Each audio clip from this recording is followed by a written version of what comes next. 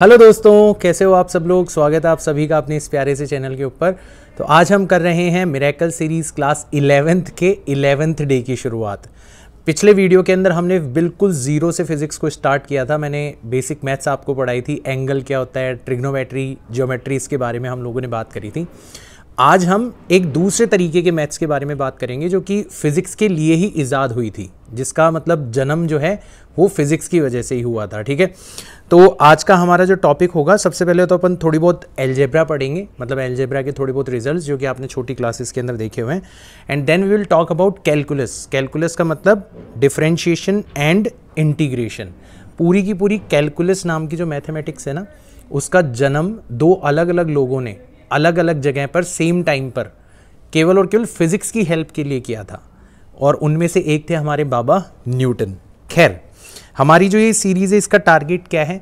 हम आपकी जो फिज़िक्स का डर है आपके मन में, उसको ख़त्म करना चाहते हैं, और आपको ये एहसास दिलाना चाहते हैं कि यार फिज़िक्स का सिलेबस कोई बहुत बड़ा नहीं है।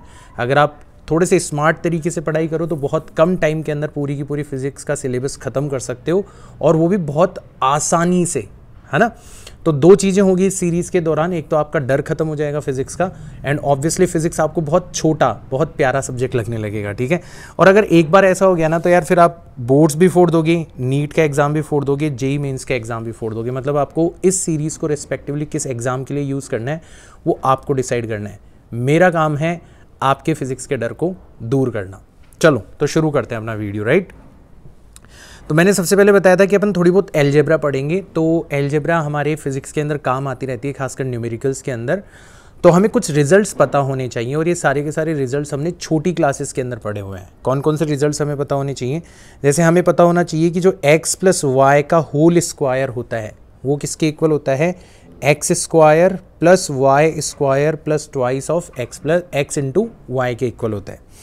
इसी तरीके से x माइनस वाई का जो होल स्क्वायर होता है वो किसके इक्वल होता है? X square plus Y square minus 2x of Y. ठीक है ना, अगर इधर प्लस है तो इधर प्लस आ जाएगा, और अगर इधर माइनस है तो इधर क्या आ जाएगा? माइनस आ जाएगा। ठीक है, तो आप x प्लस वाई या x माइनस वाई के होल स्क्वायर को एक्सपेंड कर सकते हो using this formula. Again second formula is X square minus Y square, ये हो जाएगा x plus Y multiplied by X minus Y. ये मैं ऑलरेडी आपको बता ही चुका हूँ। फिर x plus Y whole cube जो होता है उसको भी आप एक्सपेंड कर सकते हो, X cube plus Y cube plus 3 times X Y whole multiplied by X plus Y. और x माइनस वाई का क्यूब है, इसको अगर आप एक्सपेंड करोगे तो जहाँ जहाँ प्लस है ऊपर वाले रिजल्ट में, वहाँ पर नेगेटिव आ जाएगा। तो यहाँ पे X cube minus Y cube minus 3xy times X minus Y, जहाँ जहाँ प्लस वहाँ माइनस। अगर आप X cube plus Y cube को लिखना चाहते हो तो लिख सकते हो X plus Y multiplied by X square plus Y square minus X Y, इस तरीके से। और अगर आप X cube minus Y cube को लिखना चाहते हो तो आप लिख सकते हो X minus Y times X square plus Y square plus X Y. ध्यान रखो, यहाँ पर प्लस है तो इधर माइनस आ रहा है, यहाँ पर माइनस है तो इधर क्या आ रहा है? प्लस आ रहा है। तो ये दो चीज़ें आपको ध्यान में रखनी है। एक और ख़ास बात मैं बता देता हूँ आपको, ये 1 प्लस माइनस एक्स की पावर n जो है ना, इसको जब आप एक्सपेंड करते हो तो एक पूरी लंबी सीरीज बनती है। उसको अपन बोलते हैं बाइनोमियल एक्सपेंशन। हमारे फिजिक्स के अंदर बाइनोमियल एक्सपेंशन काम में नहीं आएगा, हमारे क्या काम में आएगा? बाइनोमियल अप्रॉक्सीमेशन काम में आएगा। तो उसकी एक कंडीशन होती है। कंडीशन क्या होती है कि अगर ये वाली टर्म, भाई इधर तो 1 रहेगा, उसके साथ में जो टर्म है अगर वो वेरी वेरी लेस देन 1 है, बहुत छोटा नंबर है, ठीक है, when x is very very less than 1, तो उस कंडीशन में आप इसको एक्सपेंड कर सकते हो using these two terms, 1 plus minus nx। मतलब सिंपली जो पावर लगी हुई थी ब्रैकेट के ऊपर, उसको आपको किससे मल्टीप्लाई कर देना है? x से मल्टीप्लाई कर देना है। ये हमारे बहुत काम आएगा। ठीक है ना, इसको अपन बोलते हैं binomial expansion, binomial approximation of binomial expansion, right. इस तरीके से आप इसको यूज कर सकते हो, तो फिजिक्स के अंदर बहुत काम में आएगा ये। ठीक है, तो ये जो जितने भी रिजल्ट्स मैं बता रहा हूँ ना, इनको आप कहाँ कहाँ यूज़ कर सकते हो? एक तो अपनी कैलकुलेशन को आसान बनाने के लिए यूज़ कर सकते हो। अब जैसे कोई आपसे कहे कि बताओ 49 का स्क्वायर क्या होगा, अब आप 49 को चाहो तो कैसे लिख सकते हो? 50 माइनस 1, 50 माइनस 1 का होल स्क्वायर जो होगा, अब आपके पास में फॉर्मूला है 50 का स्क्वायर प्लस 1 का square minus twice of 50 multiplied by 1। थोड़ा सा कैलकुलेशन आसान हो जाएगी आपकी। तो एक तो जहाँ जहाँ पर आप तरकीब लगा के कैलकुलेशन को आसान करना चाहते हो वहाँ पर आपके ये फॉर्मूलाज यूज़ में आ सकते हैं। और दूसरा बाइनोमियल एक्सपेंशन बेहद यूज़ आएगी फिजिक्स के अंदर, है ना। तो इसका आपको ध्यान रखना है, जहाँ जहाँ पर मौका मिले वहाँ पर आप इस अप्रॉक्सीमेशन को यूज़ कर सकते हो, ठीक है। अब अपन बात करते हैं हमारी सीरीज़ और सम ऑफ सीरीज़ के बारे में। तो आप छोटी क्लासेस के अंदर 3 तरीके की सीरीज़ के बारे में पढ़ते थे, यहाँ पे हम केवल और केवल 2 के बारे में बात करेंगे। सबसे पहली सीरीज़ कहलाती है एरिथमेटिक प्रोग्रेशन। एरिथमेटिक प्रोग्रेशन कैसे बनती है कि आप कोई नंबर लो और उसके अंदर एक फिक्स्ड नंबर ऐड करते हुए चलो। जैसे आपने नंबर लिया a, अब आप इसमें d ऐड करते हुए चल रहे हो, तो आपने लिखा a प्लस डी। फिर अगली टर्म अगर आपको चाहिए तो आपने लिखा a प्लस 2d। उससे अगली टर्म चाहिए तो आपने लिखा a प्लस 3d। अगर उससे अगली टर्म चाहिए तो आपने लिखा a प्लस 4d। तो आप नोटिस कर रहे हो कि सेकेंड टर्म में 1 बार d आ रहा है, थर्ड टर्म में 2 बार d आ रहा है। तो nth टर्म में कितनी बार d आना चाहिए? n माइनस 1 टाइम्स d आना चाहिए। मतलब a plus n minus 1 times d, ये इसकी nth टर्म हो जाएगी। इसको यूज़ करके आप कोई सी भी टर्म निकाल सकते हो। जैसे मैं आपसे कहूँ, मैं आपको a दे दूँ, मैं आपको d दे दूँ और मैं कहूँ कि बताओ 7वीं टर्म निकालो हमारे एरिथमेटिक प्रोग्रेशन की, तो आपके पास में a आ गया, आपके पास में d आ गया, आपको मैंने n बताई दिया, आप उसका यूज़ करके आसानी से निकाल सकते हो। खैर, ये nth टर्म निकालना और ये सब कुछ तो आप छोटी क्लास में करते थे। हमारे यहाँ पर जो चीज़ काम में आएगी वो आएगा इसका सम। तो n टर्म्स का जो सम होता है ना एरिथमेटिक प्रोग्रेशन का, वो होता है n divided by 2 times 2a plus n minus 1 multiplied by d। या फिर आप इसको ऐसे भी लिख सकते हो n divided by 2 times first term plus last term. दोनों तरीके से आपको सवाल के अंदर इसको यूज़ करना पड़ सकता है। एक और तरीके की सीरीज़ के बारे में अपन बात कर लेते हैं, that is called geometric progression. Physics के अंदर ये वाली जो सीरीज़ है ये आपको ज़्यादा देखने को मिलेगी। इसमें क्या करते हैं अपन, कोई भी नंबर लेते हैं और उसको हर बार एक फिक्स नंबर से मल्टीप्लाई करते हुए चलते हैं। या फिर इसको यूँ कह सकते हो कि इस सीरीज़ की कोई सी भी 2 कॉन्जिक्यूटिव टर्म्स उठाओ, उन दोनों का जो रेशियो है वो आपको हमेशा फिक्स मिलता है। तो जैसे पहली टर्म हो गई a, दूसरी हो गई a टाइम्स r, तो इन दोनों का जो रेशियो होगा वो कितना हो जाएगा? r हो जाएगा। तीसरी टर्म हो जाएगी a टाइम्स r स्क्वायर, इन दोनों का रेशियो भी कितना हो जाएगा? r हो जाएगा। मतलब आप r से बार बार मल्टीप्लाई करते जा रहे हो, इसको अपन बोलते हैं कॉमन रेशियो। जैसे एरिथमेटिक प्रोग्रेशन में d हुआ करता था कॉमन डिफरेंस, वैसे यहाँ पर कॉमन रेशियो है, ठीक है।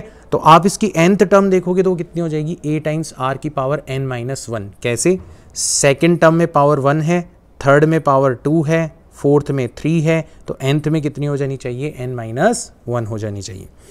इसका जो n टर्म्स का फॉर्मूला होता है वो होता है a मतलब first term multiplied by r की power n minus 1 divided by r minus 1। ये फॉर्मूला आपको डायरेक्ट यूज़ करना है। जैसे मान लो मैंने आपको एक सीरीज़ दे दी 2, फिर दे दिया 4, फिर दे दिया 8, फिर दे दिया 16, फिर दे दिया 32, और मैंने बोला कि इन सब का बताओ सम कितना होगा। मतलब इन सबको अगर आप ऐड करोगे तो बताओ इन सब का सम कितना होगा। तो एक तो तरीका ये है कि आप ऐड कर लो, मतलब डायरेक्ट एडिशन कर लो।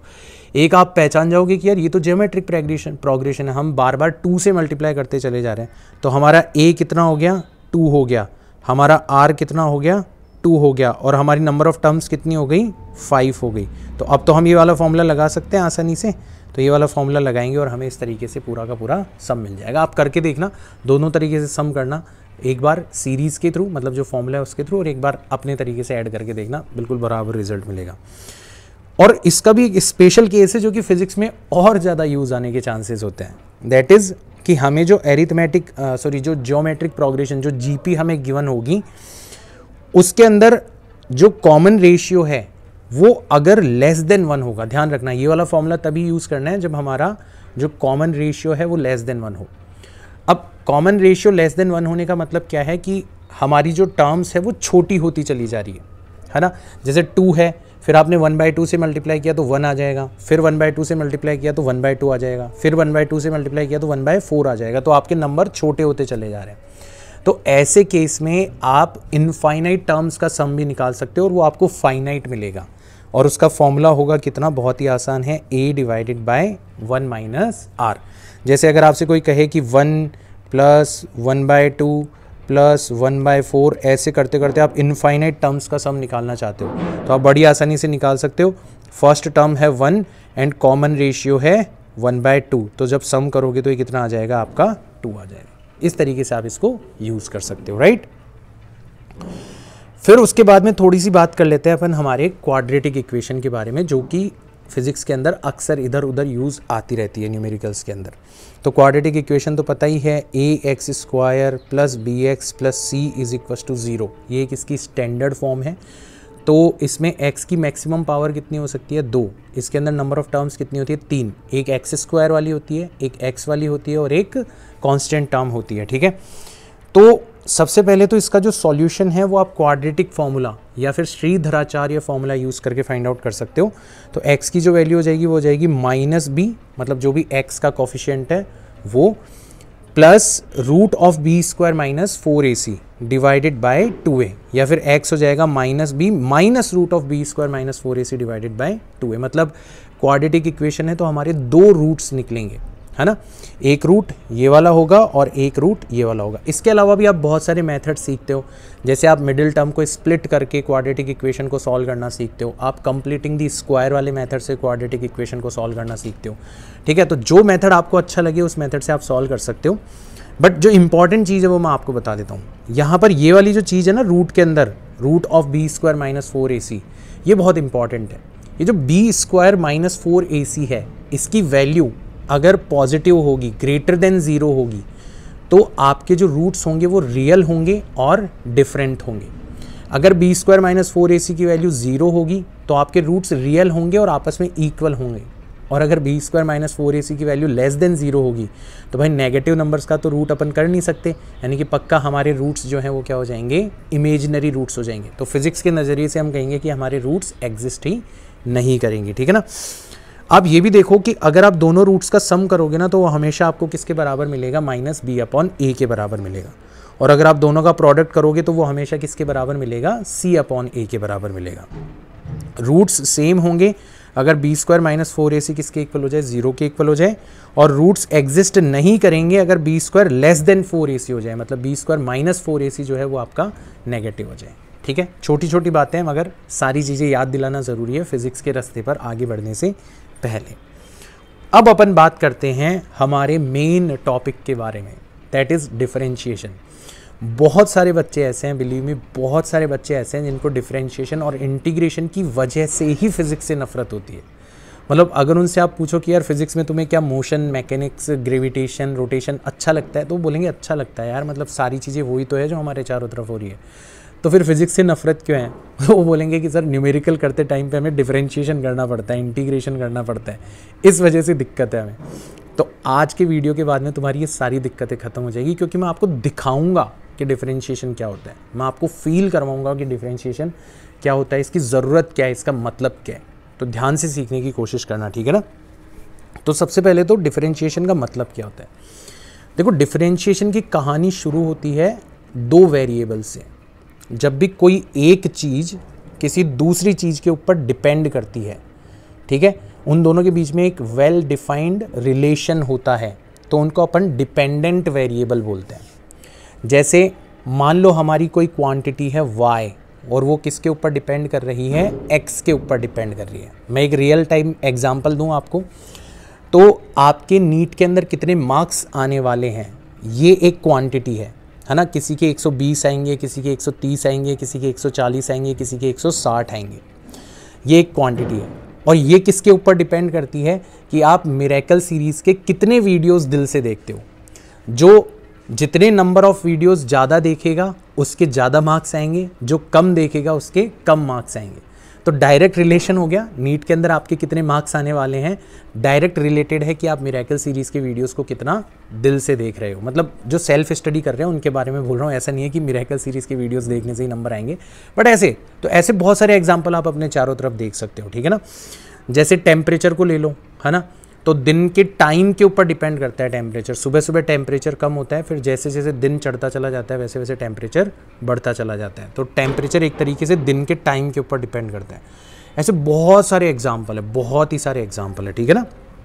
तो कहानी हमारी यहाँ से शुरू होती है कि जब भी हमें 2 चीज़ें एक दूसरे के ऊपर डिपेंड करती हुई नज़र आती है, उन दोनों के बीच का हमें रिलेशन नज़र आता है, तो हम लोग ये सोचते हैं कि यार ये जो क्वांटिटीज़ एक दूसरे के ऊपर डिपेंड कर रही है, अगर हम एक क्वांटिटी को चेंज करेंगे तो दूसरी भी चेंज हो जाएगी। जैसे अगर आप 5 मिरेकल सीरीज़ के वीडियो देखोगे तो आपके मान लो 50 नंबर आ जाएंगे नीट के अंदर, लेकिन अगर आप 10 वीडियो देखोगे, 30 वीडियो देखोगे, 40 वीडियो देखोगे तो आपके जो नंबर ऑफ मार्क्स है वो भी क्या हो जाएंगे, इंक्रीज़ हो जाएंगे। तो आप एक क्वांटिटी को चेंज कर रहे हो तो दूसरी उसके साथ साथ आपको चेंज होते हुए नज़र आ रही है। तो आप ये जानना चाहते हो कि ये जो चेंज हो रहा है ना, ये किस रेट से हो रहा है, ये सवाल है आपके दिमाग में। तो सबसे पहले तो इस रेट के बारे में अपन बात करते हैं। तो आप ये जानना चाहते हो कि जो y है वो x के ऊपर डिपेंड करता है। अगर तुम x को चेंज करते हो तो y भी चेंज हो जाता है। अगर मान लो x को तुम डेल्टा x अमाउंट से चेंज करते हो तो y भी कितना चेंज हो जाता है, डेल्टा y चेंज हो जाता है। अब मैं ऐसे लिखूँ चेंज इन x, इतना बड़ा लिखने की बजाय हम लोग सिंबल यूज़ करते हैं डेल्टा। तो डेल्टा का मतलब होता है, डेल्टा x का मतलब होता है चेंज इन x। हमें इंग्लिश यूज़ करने की ज़रूरत नहीं है, ठीक है ना, सिंबल से काम चला रहे हैं अपन। तो अगर y x के ऊपर डिपेंड करता है तो x को अगर आप डेल्टा x अमाउंट से चेंज कर देते हो तो y भी डेल्टा y अमाउंट से चेंज हो जाता है। तो आप ये जानना चाहते हो कि y के चेंज होने की जो रेट है विथ रिस्पेक्ट टू x वो कितनी है, एवरेज रेट कितनी है। तो average rate of change in y with respect to x कितनी है, आप ये जानना चाहते हो। तो आप बड़ी आसानी से निकाल सकते हो कि जो y के अंदर चेंज हो रहा है ना, उसको अपन x के अंदर जो चेंज हो रहा है उससे डिवाइड कर देंगे। एक एग्जांपल लो, मान लो आप एक पेन खरीदते हो, ठीक है, 10 रुपये का मिलता है। अगर आप 10 पेन खरीदते हो तो 100 रुपये के मिलते हैं। अभी आप ये जानना चाहते हो कि एवरेज रेट कितनी है, मतलब हर पेन की एवरेज प्राइस कितनी है, आप ये जानना चाहते हो। अब देखना आप कितनी आसानी से जान सकते हो। तो मैंने आपको बताया था कि आप एक क्वांटिटी को चेंज कर रहे हो, आप नंबर ऑफ पेन्स को चेंज कर रहे हो। अगर आप एक पेन खरीद रहे हो तो 10 रुपये देने पड़ रहे हैं, और अगर आप 10 पेन खरीद रहे हो तो आपको 100 रुपये देने पड़ रहे हैं। तो आपने x को कितना चेंज किया, पहले 1 था, बाद में 10 हो गया, तो 10 में से 1 को माइनस कर दो, कितना हुआ डेल्टा x, 9। अब y की तरफ ध्यान देते हैं। y का मतलब है जो टोटल पैसे आप दे रहे हो। एक पेन के आप पैसे दे रहे थे 10 रुपये और 10 पेन के दे रहे थे 100 रुपये। तो y के अंदर कितना चेंज हुआ, 100 में से 10 को माइनस कर देंगे, 90। अब डेल्टा y को डेल्टा x से डिवाइड करो, 90 को अगर आप 9 से डिवाइड करोगे तो आपको मिलेगा 10। तो ये आपने प्राइस पता लगा लिया कि हर पेन का एवरेज प्राइस कितना है ना। तो average rate of change in y with respect to x अगर आपको निकालनी होती है तो आप y के अंदर होने वाले चेंज को x के अंदर होने वाले चेंज से डिवाइड कर सकते हो। अब मैं यहाँ पे एवरेज वर्ड यूज़ कर रहा हूँ, देखो ध्यान देना बच्चों, जब हम बात कर रहे हैं ना कि 10 पेन खरीदे 100 रुपये दिए, तो हम ये बोल रहे हैं कि ऑन एन एवरेज हर पेन की प्राइस 10 रुपये। लेकिन ऐसा हो सकता है कि कुछ पेन सस्ते हों 5 रुपये वाले हों और कुछ पेन महंगे हों 20 रुपये वाले हों। ओवरऑल आपने प्राइस कितनी दी है, 100 रुपये दिए हैं 10 पेन के, तो आप एवरेज प्राइस बता रहे हो। तो आप बोलोगे सर एवरेज तो फिर हमारे लिए काम का नहीं रहा यार इतना। अगर कोई हमसे पूछ ले उठा के कि बताओ इस पेन की प्राइस कितनी है, तो वो तो हम बता ही नहीं पाएंगे इस एवरेज की मदद से। तो यहाँ पर फिर हम लोगों ने दिमाग लगाना चालू किया कि यार एवरेज से हम लोग सिचुएशन को इतना अच्छे से डिस्क्राइब नहीं कर सकते। कितना बेटर हो अगर हम हर पेन की प्राइस समहाउ बता सकें। इसको अपन बोलते हैं इंस्टेंटेनियस रेट। वैसे इंस्टेंट जो वर्ड है वो टाइम के रिस्पेक्ट में यूज़ होता है, बट इंस्टेंट का मतलब होता है किसी पर्टिकुलर पॉइंट के ऊपर आपसे अगर कोई रेट पूछी जाए तो वो आप कैसे बताओगे, ठीक है ना। तो वो आप बताओगे डिफरेंशिएशन की मदद से। तो instantaneous rate of change in y with respect to x। अब इसका एक तरीका क्या होगा कि सर आप x को जब बहुत ज़्यादा चेंज कर रहे हो तो y के अंदर भी बहुत ज़्यादा चेंज आ रहा है। अगर आपको x के किसी पर्टिकुलर पॉइंट के ऊपर ये पता करना है कि रेट कितनी है, तो आप x के अंदर जो चेंज कर रहे हो उसी को कम कर दो। तो आपने क्या करा, जो x के अंदर होने वाला चेंज है उसको नियरली कितना कर दिया, 0। मतलब आपने x को चेंज तो किया है बट बहुत कम चेंज किया है। कितना कम चेंज किया है, जितना कम तुम सोच सकते हो। मतलब इसका कोई फिक्स अमाउंट नहीं है, सबसे कम चेंज है मतलब, ठीक है। इसको अपन लिखते हैं limit delta x tends to 0। मतलब हमने x को चेंज तो किया है बट इतना कम इतना कम इतना कम इतना कम चेंज किया है कि हम ये मान सकते हैं कि अपन उसी पॉइंट पर हैं जिस पॉइंट के ऊपर हम बात कर रहे हैं। भाई चेंज तो करना पड़ेगा रेट फाइंड आउट करने के लिए। फिर हमने देखा कि हमारा y उसके रिस्पेक्ट में कितना चेंज हुआ। तो with this condition, which condition, this delta x tends to 0, with this condition अगर हम रेट निकाल रहे हैं then this rate is called instantaneous rate. And it is called the differentiation of y with respect to x। इसी को अपन क्या बोलते हैं, differentiation of y with respect to x बोलते हैं। इसको अपन पढ़ते हैं d/dx ऑफ y, मतलब y का differentiation with respect to x। ठीक है, तो अब हमारी पूरी की पूरी कहानी साफ हो चुकी है कि अगर y x के ऊपर डिपेंड कर रहा है देन जो dy/dx है it is called differentiation of y with respect to x and it represents the instantaneous rate of change in y with respect to x। दोनों रेट्स के अंदर डिफरेंस पता पड़ा आपको। जब आप एवरेज रेट की बात करते हो तो आप एक पूरा का पूरा पीरियड देते हो कि यहाँ से लेके यहाँ तक हम क्वांटिटी को चेंज कर रहे हैं, तो बताओ ऑन एन एवरेज कितनी रेट से चेंज आ रहा है। लेकिन जब आप इंस्टेंटेनियस रेट की बात करते हो तो आप एक फिक्स्ड पॉइंट देते हो कि हमें तो इस पॉइंट के ऊपर बताओ कि रेट कितनी है, हमें तो इस पेन का प्राइस बताओ, उठा के आप पूछोगे कि बताओ कितना है। सो दिस इज समहाउ, मतलब this is the condition in which we use the differentiation. और फिजिक्स के अंदर ऐसा बहुत बार होगा, बहुत बार होगा।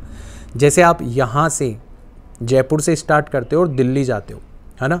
मान लो आपके पास में गाड़ी है, कोई सी भी गाड़ी ले लो, आपको जयपुर से दिल्ली तक पहुंचने में 4 घंटे का समय लगता है, और जयपुर से दिल्ली तक का जो डिस्टेंस है वो एक बार के लिए आप 200 किलोमीटर मान लो।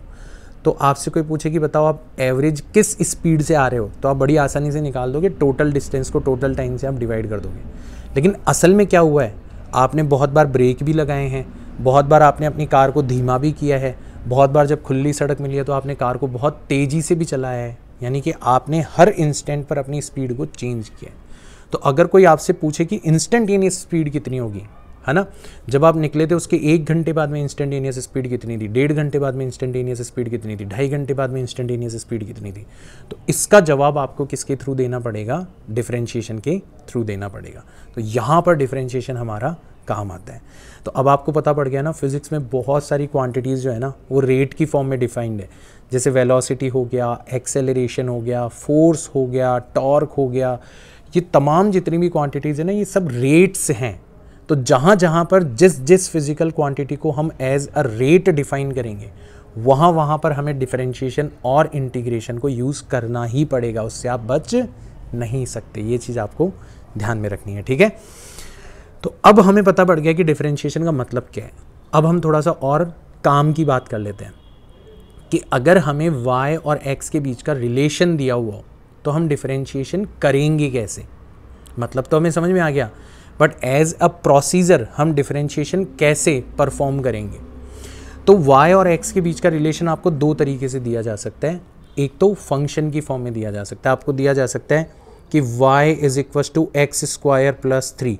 अब इसका मतलब क्या है कि अगर आप x की वैल्यू 1 रखोगे तो y की वैल्यू 4 मिलेगी, x की वैल्यू 2 रखोगे तो y की वैल्यू 7 मिलेगी, है ना। आप जैसे जैसे x को चेंज करते चले जा रहे हो y भी चेंज होता चला जा रहा है, मतलब y और x आपस में रिलेटेड है। तो हमने y और x के बीच का जो रिलेशन है using a mathematical function represent किया है। तो in that case how will we perform this operation called differentiation. तो उसके लिए हम लोग क्या करेंगे, कुछ फॉर्मूलाज याद रख लेंगे। तो अगर हमें जो फंक्शन दिया जा रहा है वो इनमें से एक फॉर्मूला से मैच करता है तो हमारा काम आसान है, हम डायरेक्ट डिफरेंशिएशन के फॉर्मूलाज अप्लाई कर देंगे। जैसे अगर हमें कहा जाए कि बताओ x की पावर n का डिफरेंशिएशन कितना होगा, तो वो हो जाएगा n मल्टीप्लाइड बाय x की पावर n-1। अभी इसको एज ए फॉर्मूला याद रख लो। अगर आपको ये जानना है कि ये कैसे आया तो मुझे बता देना, है ना, मैं आपको उसके बारे में भी बता दूंगा, ठीक है। बट फिलहाल के लिए काम आपके ये आएगा।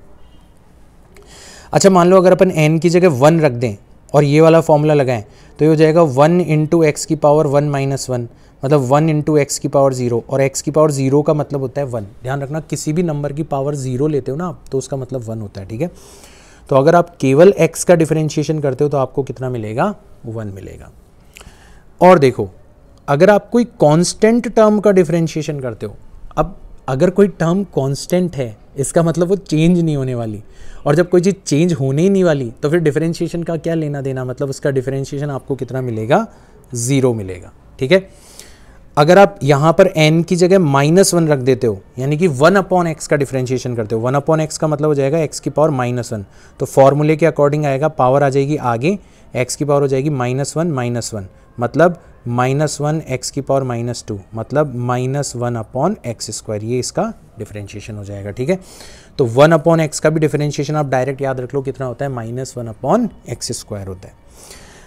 अगर आपसे रूट एक्स का कोई डिफरेंशिएशन पूछे तो ये भी आप ध्यान रख लो, रूट एक्स का मतलब क्या होता है, x की पावर 1/2, तो डिफरेंशिएशन के फॉर्मूला के हिसाब से 1/2 आगे आ जाएगा, x की पावर हो जाएगी 1/2 -1, यानी कि 1/2 x की पावर -1/2, यानी कि 1/2 रूट एक्स, ये आपका आंसर आ जाएगा, है ना। ये भी आप डायरेक्ट ध्यान रख लो। साइन एक्स का डिफरेंशिएशन करोगे तो कॉस एक्स मिलेगा, कॉस एक्स का डिफरेंशिएशन करोगे तो माइनस साइन एक्स मिलेगा। अगर tan एक्स का डिफरेंशिएशन करोगे तो सेक स्क्वायर एक्स मिलेगा। e की पावर x का डिफरेंशिएशन करोगे तो e की पावर x ही मिलेगा। ये हमारा बाहुबली फंक्शन है, इसका कोई कुछ नहीं बिगाड़ सकता, इंटीग्रेशन भी कुछ नहीं बिगाड़ पाएगा इसका। ये ज़रूर ध्यान रखना, log x का जो डिफरेंशिएशन होता है ना, वो होता है 1/x। रूट एक्स का डिफरेंशिएशन मैं ऑलरेडी बता चुका हूँ, 1/2 रूट एक्स होगा। इसके अलावा आपको कोई फॉर्मूला याद रखने की ज़रूरत नहीं है बच्चों। पता नहीं, मैंने देखा है कोचिंग इंस्टीट्यूट्स वगैरह के अंदर जब पढ़ाते हैं ना, तो ये दिखाने के लिए कि देखो हम आपको कुछ स्पेशल पढ़ा रहे हैं, पता नहीं क्या क्या पढ़ा देते हैं यार डिफरेंशिएशन के नाम पे। इतना कुछ याद रखने की ज़रूरत नहीं है, आपको सिंपल ये चीज़ें ध्यान में रखनी है ना। ये भी बहुत रेयरली काम में आएगी, है ना, तो इनकी भी आपको टेंशन लेने की ज़रूरत नहीं है। अब चलो, हमें ये तो इंडिविजुअल फंक्शंस के डिफरेंशिएशन पता हो गए। अब हम कुछ रूल भी ध्यान रख लेते हैं, क्योंकि अगर हमें ये रूल पता होंगे ना तो हम लोग और भी कॉम्प्लिकेटेड चीज़ों के डिफरेंशिएशन कर पाएंगे। ठीक है ना, तो हम कुछ रूल्स देख लेते हैं। ठीक है, चलो, तो सबसे पहला रूल क्या कहता है हमारा, कि अगर मान लो कोई फंक्शन है जिसका डिफरेंशिएशन आता है, कोई दूसरा फंक्शन है डिफरेंशिएशन आपको आता है करना, बट अब की बार आपको इनको मिला के एक फंक्शन बनाया गया है, a times fx plus minus b times gx, ऐसा कॉम्प्लिकेटेड सा फंक्शन बना दिया गया है। तो इसका डिफरेंशिएशन कैसे करोगे, तो बहुत सिंपल है, कांस्टेंट कोफिशिएंट जो होगा ना वो अनअफेक्टेड रहेगा। कांस्टेंट टर्म का डिफरेंशिएशन 0 होता है और कांस्टेंट कोफिशिएंट जो होता है वो अनअफेक्टेड रहता है, तो इसको आपने छेड़ा ही नहीं। फिर आपने fx का डिफरेंशिएशन कर दिया, फिर अगर प्लस था तो प्लस, माइनस था तो माइनस, फिर b को आपने छेड़ा नहीं, कांस्टेंट कोफिशिएंट है, और फिर आपने gx का डिफरेंशिएशन कर दिया g डैश x। देखो, डिफरेंशिएशन को या तो आप d/dx लिखते हो, या फिर और भी अच्छा लिखने का जो तरीका है ना वो डैश है, मतलब fx का डिफरेंशिएशन आप लिख सकते हो f डैश x, सिंबल से मतलब है ना, इस तरीके से ध्यान रख सकते हो। जैसे सपोज करो आपसे कोई कहे, है ना, ध्यान से बच्चों इन सवालों को है ना पॉज करके आराम से सीखने की कोशिश करना, है ना, क्योंकि ये सीख गए तो फिर मज़ा आने लगेगा आपको। तो जैसे आपसे कोई कहे कि बताओ 3x square minus 2x plus 4, इस पूरे का x के रिस्पेक्ट में डिफरेंशिएशन कितना होगा, तो मैंने अभी अभी बताया था कि आप डिफरेंशिएशन करना स्टार्ट करोगे तो 3 तो कांस्टेंट कोफिशिएंट है एक्स स्क्वायर का, अनअफेक्टेड रहेगा। फिर बारी आती है एक्स स्क्वायर की, हमारे पास में फॉर्मूला है, फॉर्मूला क्या कहते हैं कि पावर आ जाएगी आगे और x की पावर हो जाएगी 2 माइनस 1। आप डायरेक्ट इसको 2x भी लिख सकते थे, है ना। फिर -2 अनअफेक्टेड रहेगा, x का डिफरेंशिएशन मैंने बताया था कितना होता है 1, और फिर 4 कांस्टेंट टर्म है, कांस्टेंट टर्म का डिफरेंशिएशन कितना हो जाता है 0। इसको बिल्कुल ध्यान से सीखना बच्चों, है ना, भले दोबारा सुनना तिबारा सुनना, बट ये डिफरेंशिएशन जो मैं कर रहा हूँ उसको आप खुद से समझने की कोशिश करना। तो आपका ओवरऑल आंसर आ जाएगा 6x माइनस 2, ये आपका फाइनल आंसर होगा। कोई आपसे कहे कि बताओ इसका डिफरेंशिएशन कितना होगा, अब ये दिखने में बड़ा भयानक सा लग रहा है, बट रूल आपके पास में 3 कांस्टेंट कोफिशिएंट है, अनअफेक्टेड रहेगा। log x का डिफरेंशिएशन आपको करना आता है, कितना होता है 1/x, फिर -2, और 1/x का डिफरेंशिएशन आपको करना आता है, कितना होता है -1/x स्क्वायर। तो आपका आंसर आ जाएगा 3 divided by x minus minus plus 2/x square, ये आपका फाइनल आंसर होगा। इस तरीके से आप इन क्वेश्चंस को कर सकते हो। तो घबराने की ज़रूरत नहीं है डिफरेंशिएशन से, बहुत आसान आसान रूल्स है, ये ध्यान रखना है। ठीक है, चलो आगे बढ़ते हैं। फिर अपन बात करते हैं हमारे दूसरे रूल की। अगर मान लो आपको 2 फंक्शन से जिनका डिफरेंशिएशन करना आता है, अगर अकेले मिल जाते तो आप डिफरेंशिएशन कर देते, बट यहाँ पे दोनों का प्रोडक्ट आपको दे दिया गया है, तो इसके लिए आप प्रोडक्ट रूल यूज़ करोगे। उसके अकॉर्डिंग आप पहले फंक्शन को बिठा के रखोगे, मतलब अनअफेक्टेड रखोगे, और दूसरे वाले को टॉर्चर करोगे, दूसरे वाले का डिफरेंशिएशन करोगे, फिर प्लस जिसको बिठा के रखा था उसका डिफरेंशिएशन, एंड अब की बार जिसका डिफरेंशिएशन किया था उसको बिठा के रखेंगे। ठीक है, बारी बारी से हमें डिफरेंशिएशन करना है। चलो इसका भी एग्जांपल देख लेते हैं। अगर अकेला sin x मिलता तो हम डिफरेंशिएशन कर देते, अकेला tan x मिलता तो भी हम डिफरेंशिएशन कर देते, बट यहाँ पे तो दोनों का प्रोडक्ट दे दिया।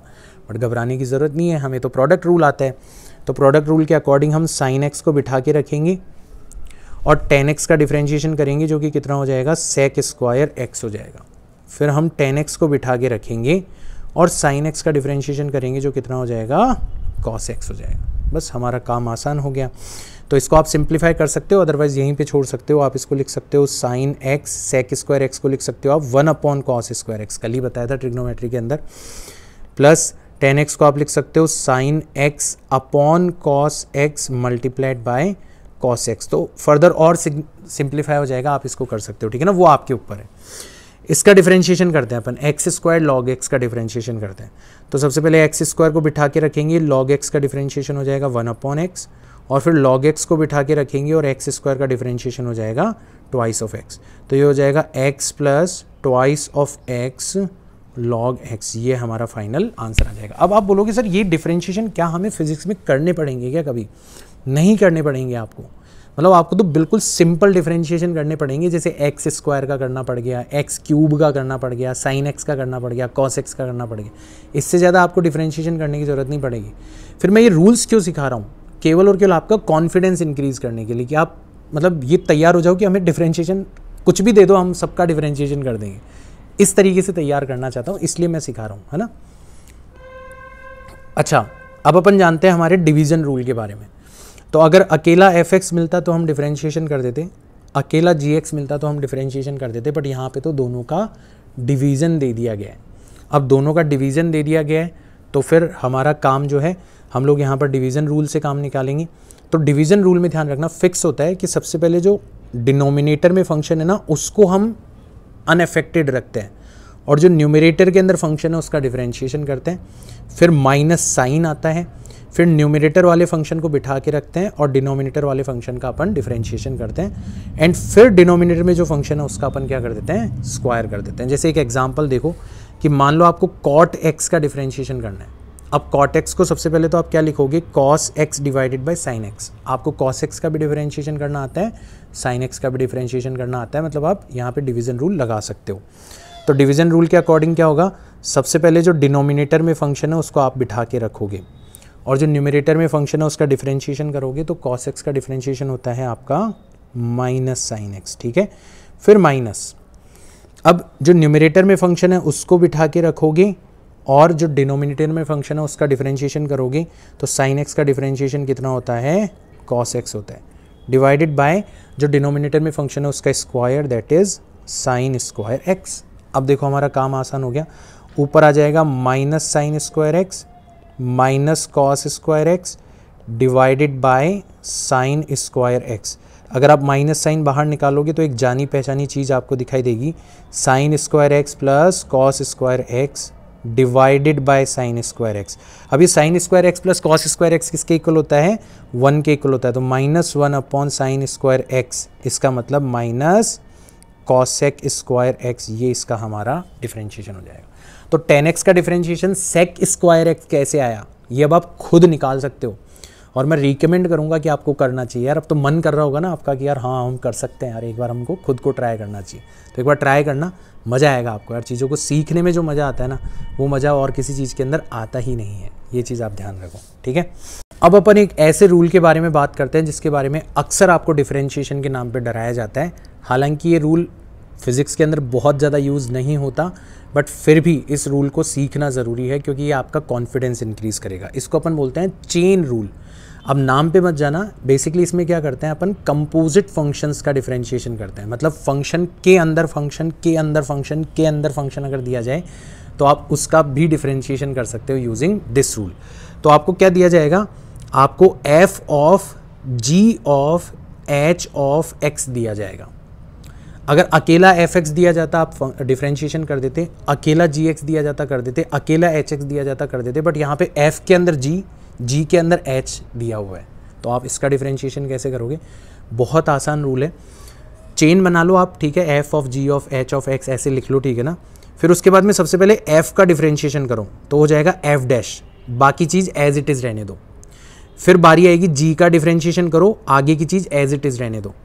और फिर एच का डिफरेंशिएशन करो, आगे की चीज़ एज इट इज़ रहने दो, मतलब उस फंक्शन के अंदर रहने दो उसको एज इट इज़, ठीक है ना। अब जैसे इसका एक एग्जाम्पल हो, एग्जाम्पल के थ्रू ही समझ में आएगा। मान लो हमें इसका डिफरेंशिएशन करना है, तो हम सबसे पहले इसको कैसे लिखेंगे, हम लिखेंगे log of sine of X square, है ना, या स्क्वायर ऑफ एक्स लिख सकते हो। तो अब हमारी चेन बन गई। अब चेन में सबसे पहले कौन आया, लॉग। लॉग का डिफरेंशिएशन क्या होता है, 1/x। तो लॉग का डिफरेंशिएशन होता है 1/x। अब x की जगह हमें क्या रखना है, जो आगे वाली चीज़ है, मतलब sine of X square, sine of X square आपने रख दिया। फिर चेन में आगे कौन आया, साइन आया। तो साइन का डिफरेंशिएशन क्या होता है, कॉस होता है, तो कॉस ऑफ एक्स स्क्वायर हो गया। और फिर आगे आया एक्स स्क्वायर, तो एक्स स्क्वायर का डिफरेंशिएशन होता है ट्वाइस ऑफ एक्स। तो ये आपका आंसर आ जाएगा twice of X cos of X square divided by sine of X square. आप चाहो तो इसको twice of X cot of X square भी लिख सकते हो, ठीक है। तो ये तरीका बता रहा हूँ मैं आपको, जुगाड़ बता रहा हूँ, कभी भी कॉम्प्लिकेटेड नहीं लगेगा आपको, ठीक है ना। इसको भी इंग्लिश में लिखने की कोशिश करो, तो कैसे लिखोगे आप इसको इंग्लिश में, आप लिखोगे रूट ऑफ क्यूब, है ना, root of cube of 10 of X, यही तो लिखोगे आप। बन गई आपकी चेन। अब करते चले जाओ डिफरेंशिएशन। तो सबसे पहले रूट, तो रूट का डिफरेंशिएशन होता है 1/2 रूट। अब रूट के अंदर कौन आएगा आपका, ये आएगा क्यूब ऑफ 10 ऑफ एक्स, यानी कि एज इट इज आपने इसको रख दिया। फिर उसके बाद में आया क्यूब। क्यूब का डिफरेंशिएशन क्या होता है, पावर आ जाती है आगे, क्यूब मतलब पावर 3, और जो भी अंदर है, अंदर कौन है आपका 10 ऑफ एक्स है, उसका पावर हो जाएगा कितना, 2, यही तो होता था। और फिर आया 10 ऑफ एक्स, तो 10 ऑफ एक्स का डिफरेंशिएशन कितना हो जाएगा, सेक स्क्वायर ऑफ एक्स। और फिर एक्स आया, एक्स का डिफरेंशिएशन 1 होता है, लिखने की ज़रूरत नहीं है। तो आप इसको लिख सकते हो thrice of 10 square X sec square X divided by twice of root of 10 cube X. अब ये इतना कॉम्प्लिकेटेड तरीके का डिफरेंशिएशन और ये वो सब कुछ आपके न्यूमेरिकल्स के अंदर कभी यूज नहीं आएगा। इसको बस आप ऐसे ही अपने दोस्तों के बीच में होशियारी छाटने के लिए यूज़ कर सकते हो। इस रूल का लोड लेने की ज़रूरत नहीं है बच्चों, ध्यान रखना, है ना। बेसिकली क्या होता है, कोचिंग इंस्टीट्यूट्स या जहाँ पे भी आप जाते हो ना, जहाँ पे आपसे मोटी फीस ली जाती है, तो वहाँ पे ऐसी चीज़ें बहुत करवाई जाती है ताकि आपको सच में एहसास हो कि हाँ यार, हमसे भाई साहब ये बहुत महंगी फ़ीस ले रहे हैं, तो जायज़ तो है, मतलब हाँ यार, हमें देखो कितनी बड़ी बड़ी चीज़ें सिखा रहे हैं। इररिलेवेंट चीज़ भले ही कितनी भी बड़ी हो, आपके लिए नुकसानदायक है, ये चीज़ आप ध्यान रखना हमेशा के लिए, ठीक है ना। तो ऑल्दो मैं ये रूल सिखा रहा हूँ, बट मैं ये भी बोल रहा हूँ कि इस रूल का ज़्यादा लोड लेने की ज़रूरत नहीं है, ठीक है।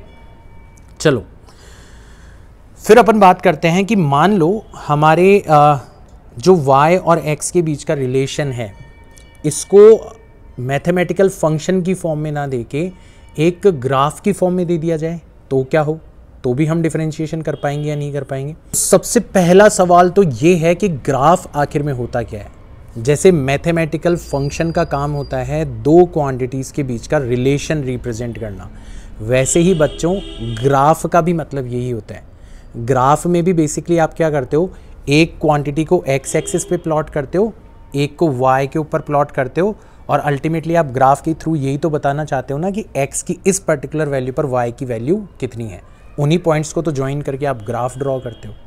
तो graph is nothing but just another way to represent the relation between Y and X, and if Y and X are related with each other and if that relation is given in terms of graph, then हमसे differentiation पूछा जा सकता है graph के अंदर भी। तो graph के अंदर डिफरेंशिएशन का मतलब क्या होता है, ये समझना हमारे लिए बहुत ज़रूरी है, ठीक है। So a graph is also a way to represent the relationship between y and x। जैसे हम लोग क्या करते हैं कि मान लो हमें ये रिलेशन दिया हुआ है y is equal to X square, ये तो मैथमेटिकल एक्सप्रेशन की फॉर्म में दिया हुआ है। मान लो ग्राफ की फॉर्म में दिया हुआ जाता तो कैसे दिया जाता, हमें दिया जाता कि भाई x की वैल्यू 0 है तो y की वैल्यू 0 है, x की वैल्यू 1 है तो y की वैल्यू 1 है, x की वैल्यू 2 है तो y की वैल्यू 4 है, x की वैल्यू 3 होने पर y की वैल्यू 9 है, 4 पर 16, 5 पर 25, 6 पर 36, 7 पर 49, 8 पर 64। ऐसे हमें डिफरेंट पॉइंट्स दे दिए जाते। आप इन सारे के सारे पॉइंट्स को लोकेट करते, जैसे आपने 0,0 यहाँ पर कर दिया, 1,1 यहाँ पे कर दिया, 2,4 यहाँ पे कर दिया, 3,9 यहाँ पे कर दिया, 4,16 यहाँ पे कर दिया, 5,25 यहाँ पे कर दिया, और फिर उन सबको ज्वाइन करते चले जाते, तो आपको ऐसा ग्राफ मिल जाता जो मैंने यहाँ पे ब्लू कलर से ड्रॉ किया है, ठीक है, ऐसा आपको ग्राफ मिल जाता। तो ये ग्राफ आपको दे रखा है, इस ग्राफ का मतलब है y और x किस तरीके से एक दूसरे से रिलेटेड है वो आपको दे दिया गया है। अब देखो, इस ग्राफ के अंदर मैंने 3 लाइंस ड्रॉ करी है, एक ये वाली लाइन ड्रॉ करी है बैंगनी कलर की, एक ये वाली लाइन ड्रॉ करी है हरे कलर की, और एक ये वाली लाइन ड्रॉ करी है जो कि ऑरेंज कलर की है। नोटिस करो, ये वाली लाइन जो है हमारे ग्राफ को 2 पॉइंट्स के ऊपर इंटरसेक्ट कर रही है, एक तो 4,16 पर और एक 10,100 पर। सिमिलरली जो ग्रीन वाली लाइन है वो भी हमारे ग्राफ को 2 पॉइंट्स पर इंटरसेक्ट कर रही है, एक तो 4,16 पर और एक 7,49 पर। देखो ग्राफ को अच्छे से देखो कि हाँ यार, ये जो स्ट्रेट लाइन है हमारे ग्राफ को 2 पॉइंट्स पर इंटरसेक्ट कर रही है। बट जो तीसरी वाली जो लाइन है ना, वो बहुत खास है, वो हमारे ग्राफ को केवल और केवल एक सिंगल पॉइंट के ऊपर टच कर रही है, दैट इज 4,16, है ना। तो कोई लाइन अगर किसी कर्व को सिंगल पॉइंट के ऊपर टच करती है तो that line is called tangent. अब ये टेंजेंट देखना हमारे डिफरेंशिएशन से रिलेटेड होगा। देखो कैसे, एक और चीज जानो, सबसे पहले आप ये जानो कि स्लोप ऑफ लाइन का मतलब क्या होता है। ग्राफ के अंदर कोई भी अगर आपको स्ट्रेट लाइन दी जाती है तो उसकी स्लोप का मतलब क्या होता है। तो आप क्या करो, अगर आपको किसी भी लाइन की स्लोप निकालनी है तो उस लाइन के ऊपर 2 पॉइंट पता लगा लो, है ना। जैसे मान लो आपको इस बैंगनी कलर की लाइन की स्लोप निकालनी है, तो इसके ऊपर कोई भी 2 पॉइंट पता लगा लो, तो आपको पता है कि यार इसके ऊपर एक पॉइंट तो है 10,100 और एक पॉइंट है 4,16, यानी कि आपको x1 y1 की वैल्यू पता पड़ गई और आपको x2 y2 की वैल्यू पता पड़ गई, और आपका काम हो गया। आप आसानी से स्लोप निकाल सकते हो। y2 में से y1 को माइनस कर दो, x2 में से x1 को माइनस कर दो, जो रेशियो मिलेगा वो आपका स्लोप के इक्वल होगा। अब ये बोलोगे कि सर स्लोप रिप्रेजेंट किसको करती है, तो स्लोप किसको रिप्रेजेंट करती है कि आपकी लाइन को जब आप आगे बढ़ाते जाओगे बढ़ाते जाओगे बढ़ाते जाओगे तो ये एक्स एक्सिस के साथ आपको कुछ एंगल बनाते हुए नजर आएगी। उस एंगल के लिए जो tan थीटा है वो ही बेसिकली किसको रिप्रेजेंट करता है, स्लोप को रिप्रेजेंट करता है। तो 3 चीजें आपने सीख ली। सबसे पहले तो टेंजेंट किसे कहते हैं, दूसरा किसी भी लाइन की स्लोप कैसे निकाली जाती है, और तीसरा स्लोप आखिर में रिप्रेजेंट किसको करती है। अब देखो थोड़ा सा प्रैक्टिस कर लो। जैसे मैं पूछूं कि बताओ जो हमारी ब्लू लाइन है या जो वॉयलेट लाइन है, बैंगनी कलर वाली लाइन है, उसकी स्लोप कितनी होगी। तो बैंगनी कलर पर 2 पॉइंट थे 10,100, तो y2 की वैल्यू थी 100 और y1 की वैल्यू थी 16। ऐसे ही x2 की वैल्यू थी 10 और x1 की वैल्यू थी 4। आई होप आपको x1 x2 y1 y2 ये पता चल रहा होगा जब मैं बोल रहा हूँ, तो ठीक है ना। फिर 100 में से 16 माइनस करोगे तो 84, और 10 में से 4 माइनस करोगे तो 6, तो ये आ जाएगा आपका 1 and 4 14। तो हमारी जो ब्लू कलर वाली लाइन है वो एक्स एक्सिस के साथ जो एंगल बना रही है उसके tan थीटा की वैल्यू 100% 14 होगी। हम ये गारंटी से कह सकते हैं। आप भले ही मेजर कर लो, एंगल मेजर करके tan थीटा की वैल्यू 10 की जो टेबल है उससे निकालो, आपको एग्जैक्टली यही दिखेगा। इतना कॉन्फिडेंस है हमें। अगर मान लो कोई ग्रीन लाइन की पूछे तो ग्रीन लाइन के ऊपर 2 पॉइंट्स हैं, एक तो 7,49 और एक 4,69।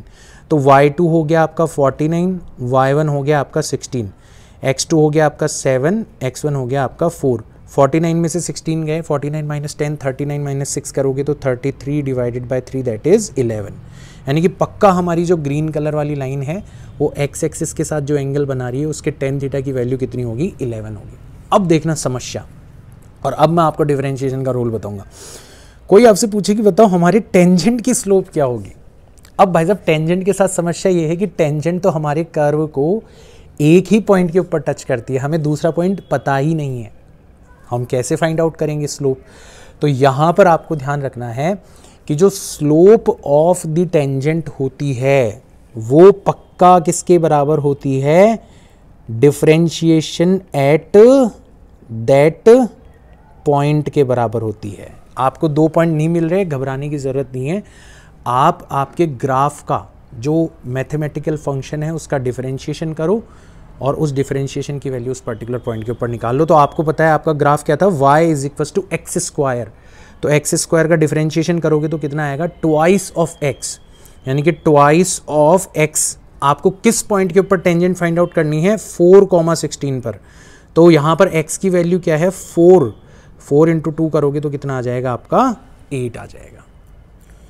तो अगर आपको ग्राफ दिया जाता है, अगर ग्राफ के ऊपर कोई भी पॉइंट दे दिया जाता है, उस पॉइंट के ऊपर टेंजेंट ड्रॉ करी जाती है और पूछा जाता है कि बताओ टेंजेंट की स्लोप कितनी होगी, तो आप उस पर्टिकुलर ग्राफ के कॉरेस्पॉन्डिंग जो फंक्शन है उसका डिफरेंशिएशन करके उस पर्टिकुलर पॉइंट के ऊपर डिफरेंशिएशन की वैल्यू फाइंड आउट करके दे सकते हो कि भाई साहब ये है इसकी स्लोप। और उल्टा काम भी किया जा सकता है कि मान लो आपको dy बाई डी एक्स दिया हुआ है, मतलब आपको स्लोप दी हुई है ना, तो आप वो पॉइंट पता कर सकते हो। मतलब बहुत सारे तरीके हैं यहाँ पर सवाल को पूछने के। तो अब हमारे दिमाग के अंदर ये फिट बैठ जाना चाहिए कि कोई भी कर्व के 2 पॉइंट्स को ज्वाइन करने वाली लाइन की जो स्लोप है वो delta y upon delta x, मतलब एवरेज रेट को रिप्रेजेंट करती है। और कोई भी पॉइंट के ऊपर जो टेंजेंट की स्लोप है वो किसको रिप्रेजेंट करती है, dy बाई डी एक्स को रिप्रेजेंट करती है। इतना अगर आपको पता पड़ गया तो आपका काम आसान हो गया। अब यहाँ से आपको एक बहुत इंपॉर्टेंट चीज़ दिखेगी। देखो कैसे, मान लो आपका कोई ग्राफ ऐसे दिया जाए, मान लो आपका कोई ग्राफ ऐसे दिया जाए, है ना, और आपसे पूछा जाए कि इस वाले पॉइंट के ऊपर, इस वाले पॉइंट के ऊपर और इस वाले पॉइंट के ऊपर, इसका नाम रख दिया A, इसका नाम रख दिया B और इसका नाम रख दिया C। बताओ जो टेंजेंट ड्रॉ करी जाएगी उसकी स्लोप कितनी होगी। तो आप टेंजेंट ड्रॉ कर लो, तो आप इस वाले पॉइंट के ऊपर टेंजेंट ड्रॉ करोगे तो आप देखोगे एक्स एक्सिस के पैरेलल है, इस वाले पॉइंट के ऊपर टेंजेंट ड्रॉ करोगे तो एक्स एक्सिस के पैरेलल है, इस वाले पॉइंट के ऊपर टेंजेंट ड्रॉ करोगे तो एक्स एक्सिस के पैरेलल है। एक्स एक्सिस के पैरेलल, इसका मतलब एक्स एक्सिस के साथ 0 डिग्री एंगल बना रही है और tan 0 डिग्री की वैल्यू कितनी होती है, 0 होती है। तो हम बोलेंगे कि इन तीनों ही पॉइंट्स के ऊपर जो टेंजेंट हमने ड्रॉ करी है उनकी स्लोप जो है वो कितनी है, 0 है। अब आपसे कोई पूछे कि बताओ इन तीनों ही पॉइंट्स के ऊपर dy बाई डी एक्स की वैल्यू कितनी होगी, तो अभी अभी हमने देखा था dy by D x is nothing but slope of the tangent, और स्लोप ऑफ द टेंजेंट कितनी है, 0 है। अब इसको रिवर्स ऑर्डर में देखो, क्या आपको इन तीनों पॉइंट्स के अंदर कोई समानता नज़र आ रही है, तो आप बोलोगे सर आ तो रही है। ये तीनों पॉइंट या तो हमारे ग्राफ की चोटी को या फिर पीक को या फिर ट्रफ को रिप्रेजेंट करते हैं, है ना, या तो हाईएस्ट पॉइंट को रिप्रेजेंट करते हैं या फिर लोएस्ट पॉइंट को रिप्रेजेंट करते हैं, लोकल हाईएस्ट और लोकल लोएस्ट। देख रहे हो तीनों के अंदर समानता है। तो अब आपको एक पैटर्न नज़र आ गया कि हाँ यार, अगर हमारा कोई फंक्शन है हमें दे रखा है तो उसके जिस पॉइंट पर dy बाई डी एक्स की वैल्यू 0 होगी, मतलब पक्का उस फंक्शन के कॉरेस्पॉन्डिंग ग्राफ अगर आप ड्रॉ करोगे तो उन सभी पॉइंट्स के ऊपर जो टेंजेंट आप ड्रॉ करोगे वो आपको एक्स एक्सिस के पैरेलल दिखाई देगी, और वो सभी पॉइंट्स या तो लोकल हाईएस्ट, जिसको अपन बोलते हैं लोकल मैक्सिमा, या लोकल लोएस्ट, लोकल मिनिमा को रिप्रेजेंट करेंगे। तो अब आपके पास में एक बहुत बड़ा हथियार आ गया कि यार अगर हमें कोई फंक्शन दे दिया जाए तो हम डिफरेंशिएशन की मदद से ये बता सकते हैं बिना ग्राफ को ड्रॉ करें कि उसका ग्राफ अगर ड्रॉ किया जाएगा तो उसकी चोटी कहाँ पर मिलेगी और उसकी गहराई कहाँ पर मिलेगी, उसका पीक कहाँ पर मिलेगा और उसका ट्रफ कहाँ पर मिलेगा। कैसे? हम भाई साहब उस फंक्शन का डिफरेंशिएशन कर देंगे और उस डिफरेंशिएशन की वैल्यू 0 रख देंगे। जिन जिन पॉइंट पर डिफरेंशिएशन की वैल्यू 0 होगी उन पॉइंट्स पर या तो लोकल मैक्सिमा होगा या फिर लोकल मिनिमा होगा। That's it. इतना सा काम हमें करना है और यहीं से हमें एक इंपॉर्टेंट हथियार मिल गया। हम चाहें तो किसी फंक्शन के लोकल मैक्सिमा और लोकल मिनिमा की वैल्यू फाइंड आउट कर सकते हैं, किसी फंक्शन की मैक्सिमम या मिनिमम वैल्यू फाइंड आउट कर सकते हैं। तो एक एग्जांपल ले लेते हैं। मान लो आपको एक फंक्शन दे दिया गया है y is equal to X cube minus X square plus X plus 6। अब आपसे कोई पूछे कि अगर इस फंक्शन का ग्राफ ड्रॉ किया जाएगा तो बताओ उस ग्राफ के अंदर लोकल मैक्सिमा कहाँ पर होगा, लोकल मिनिमा कहाँ पर होगा। तो एक तो तरीका आपके पास में क्या है कि आप ग्राफ ड्रॉ करो और ग्राफ के अंदर पता लगा लो, लेकिन अभी अभी आपने एक और तरीका सीखा है, आप बिना ग्राफ ड्रॉ करें भी पता लगा सकते हो। और यही तो पावर है यार मैथमेटिक्स की, ठीक है ना। तो मैंने आपको बताया था स्टेप नंबर 1 में हमें क्या करना है, dy by D x find out करना है। तो हम इसका डिफरेंशिएशन करेंगे। अब देखो एक्स क्यूब का डिफरेंशिएशन हो जाएगा आपका 3x स्क्वायर, एक्स स्क्वायर का हो जाएगा 2x, x का हो जाएगा 1 और 6 क्योंकि कांस्टेंट टर्म है तो उसका डिफरेंशिएशन हो जाएगा 0। तो आई होप डिफरेंशिएशन तो सब कर दोगे। पॉज करके एक बार इस डिफरेंशिएशन को करना अच्छे से आराम से, ठीक है ना, भागना मत। फिर मैंने बताया था कि जहाँ जहाँ पर डिफरेंशिएशन की वैल्यू 0 होगी वहाँ पर लोकल मैक्सिमा या मिनिमा होगा। तो मैं क्या करूँगा, सेकंड स्टेप के अंदर मेरा जो dy/dx मैंने निकाला है उसको मैं 0 के इक्वल रख दूंगा। तो मैंने रखा 3x² माइनस 2x प्लस 1, इसको मैंने 0 के इक्वल रख दिया। अब अपन इसको सॉल्व तो कर ही सकते हैं।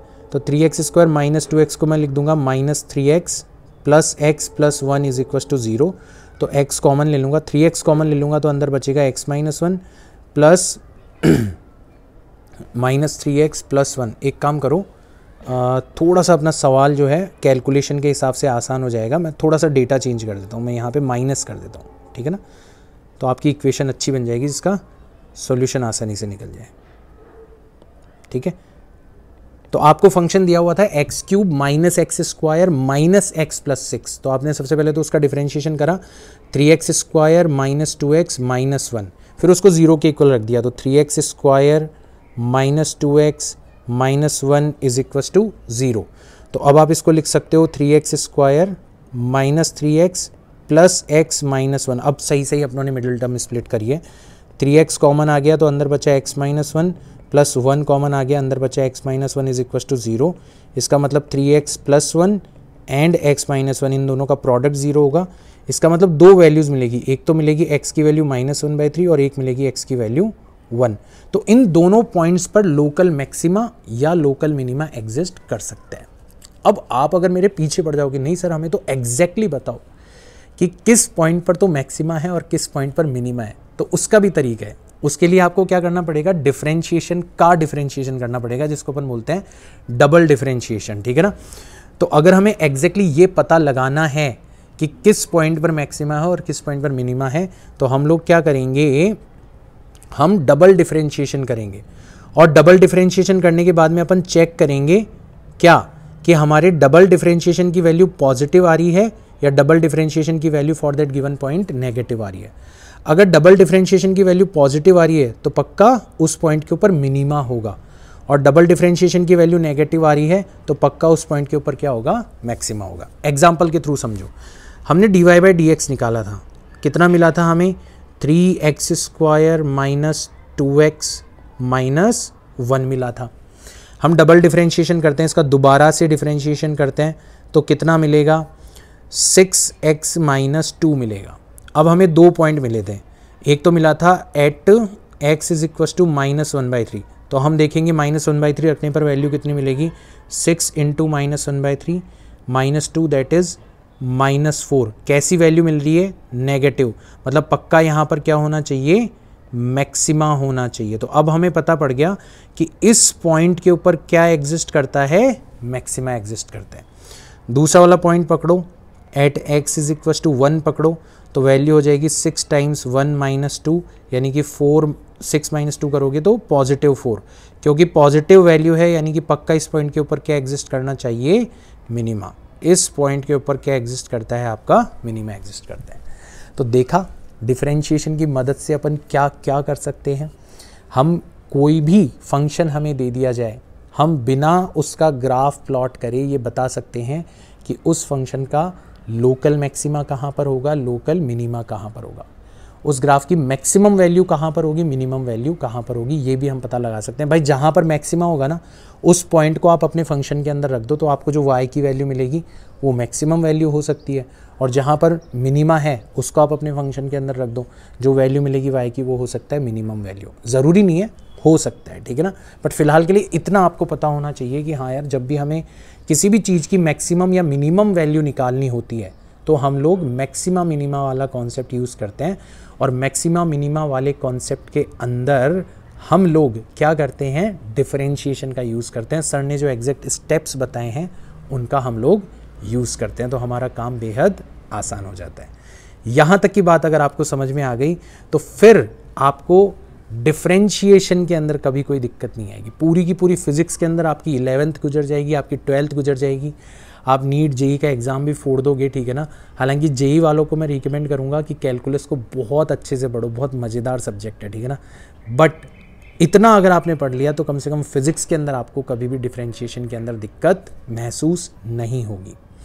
अब क्योंकि यार हमारा वीडियो बहुत लंबा हो जाएगा अगर मैं आज के वीडियो के अंदर इंटीग्रेशन करवाऊंगा तो हम लोग इंटीग्रेशन को कल के वीडियो के अंदर शामिल करते हैं और कल ही हम उसके ऊपर ढेर सारे सवाल भी करेंगे, मतलब पूरा डिफरेंशिएशन के ऊपर भी और इंटीग्रेशन के ऊपर भी।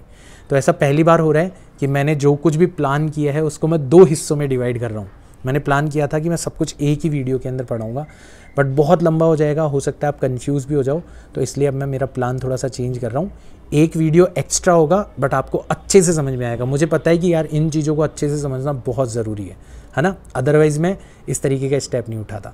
तो आज के वीडियो के लिए इतना ही काफ़ी है। कल के वीडियो में हम जानेंगे इंटीग्रेशन के बारे में और करेंगे ढेर सारे सवाल हमारे डिफरेंशिएशन और इंटीग्रेशन के कॉन्सेप्ट्स के ऊपर। मैं मिलता हूँ आपसे नेक्स्ट वीडियो के अंदर। याद रखना ये वीडियोस आपके लिए जितने इंपॉर्टेंट है उससे कहीं ज़्यादा इंपॉर्टेंट उन बच्चों के लिए हैं जो अभी 10th से 11th क्लास के अंदर एंटर करें और धीरे धीरे वो बच्चे हमारे चैनल से जुड़ने लगे हैं। तो ऐसे बच्चों तक इन वीडियोस को पहुंचाने के अंदर मेरी मदद करना। मैं मिलता हूं, तब तक के लिए बाय।